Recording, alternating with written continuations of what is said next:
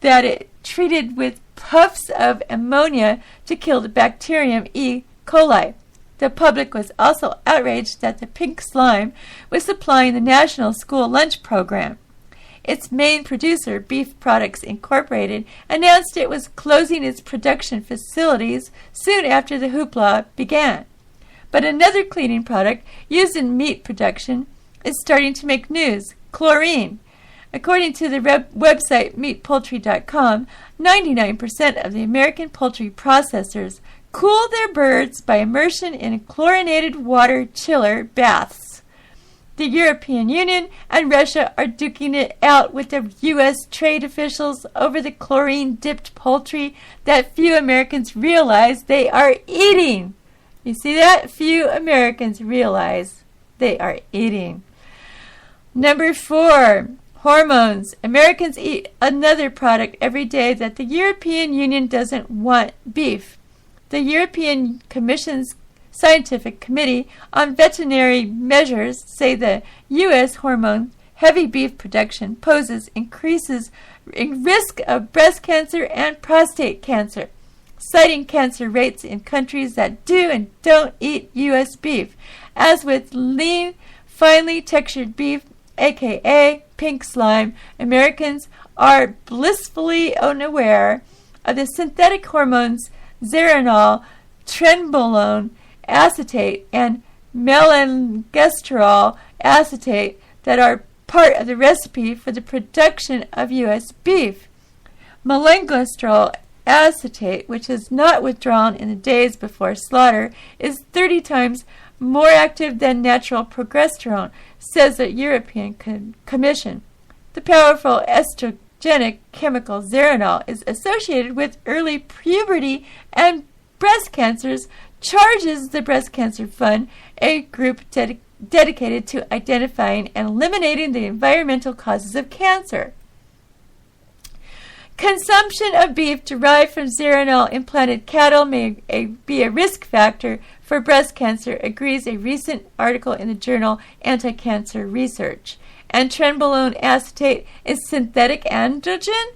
It is on scientists' radar because it masculizes fish. Too bad for the USDA is not as cautious as the European Commission. Number 5, mad cow disease.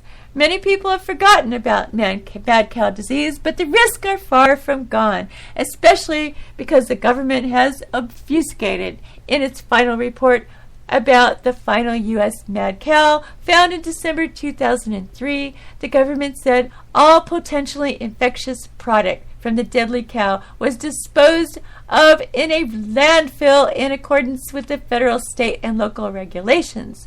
But the San Francisco Chronicle reported that 11 restaurants received the meat. Big difference. The sources of the mad cow seen in a second and third cow were never found, but the government protected the identities of the Texas and Alabama ranches and let them sell beef again within a month. Mad cow and related diseases like chronic wasting disease in deer are transmitted by prions, which are rogue proteins that are not destroyed by cooking, heat, autoclaves, ammonia, bleach, hydrogen peroxide, alcohol, phenol, lye, formaldehyde, or radiation, and they remain in the soil, contaminating it for years. Okay?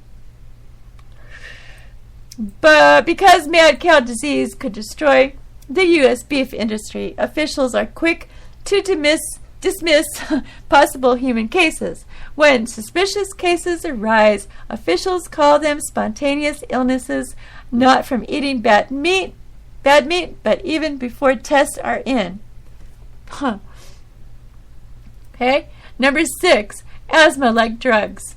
There's another way factory farmers make animals grow faster besides antibiotics and hormones. The asthma-like drug, racifamine, is used in, is used in 45% of the U.S. pigs, according to Bacon Bits, the Canadian pork industry newsletter. It is also used in 30% of Russian fed cattle and a growing number of turkeys. Unlike most livestock drugs, ractopamine is not withdrawn before the animals are slaughtered, even though its warning label says individuals with cardiovascular disease should exercise special caution to avoid exposure. Not for use in humans. Keep out of reach of children, and recommends protective clothing, gloves, eyewear, and masks. That should tell you something right there. Okay, you see anybody running around with all their protective clothing and masks and stuff like that, I don't think you want to eat that food, even if they give it to you for free. Alright? Okay. Cardiac stimulating drugs like racetopamine causes stress and hyperactivity in animals, and they are not appropriate because of the potential hazard for human and animal health, wrote researchers in the journal Tilanta. Adding these drugs to waterways or well water supplies via contaminated animal feed and manure runoff is also a concern, said David Wallinga in the Institute of Agriculture and Trade Policy in an interview, because this class of drugs is so important in treating children with asthma. Could racetopamine added to the food supply in 1997 with little public awareness be contributing to skyrocketing rates of obesity and hyperactivity in children? Could be. Number 7, heavy metals. The charge that heavy metals lurk in the U.S. meat doesn't come from the food activists and consumer advocates. It comes from the USDA Office of the Inspector General. Its 2010 report found high residues of copper, arsenic, and other heavy metals and veterinary drugs in beef released for public consumption, including animals with violative levels of metals. Anti-parasite vaccines and medicines were knowingly released into human food supply by inspectors, says the report.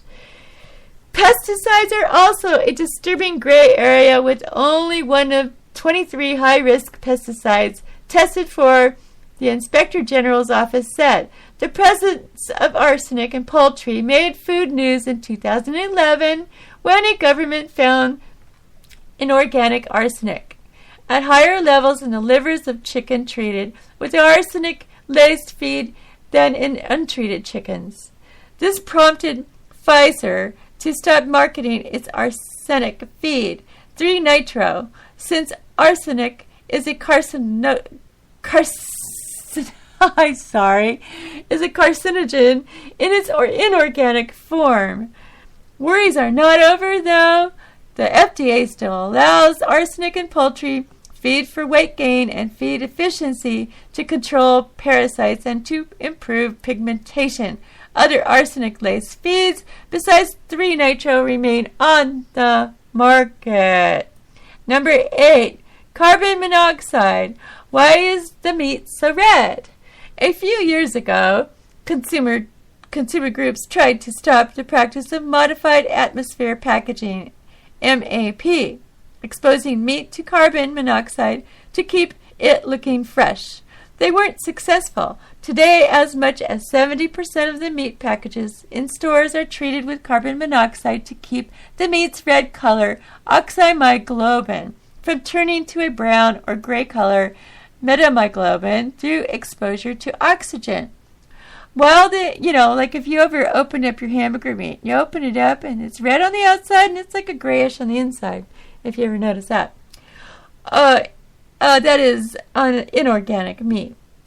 Not organic. Okay. While the meat industry compares meat losing its red color to the harmless discoloration of apples and says MAP keeps products affordable, both the European Commission's Scientific Committee on Food and USDA's Food Safety Inspection Service have expressed concerns that artificially hued food can appear fresher than it really is. Thanks to MAP, meat can stay red for an entire year.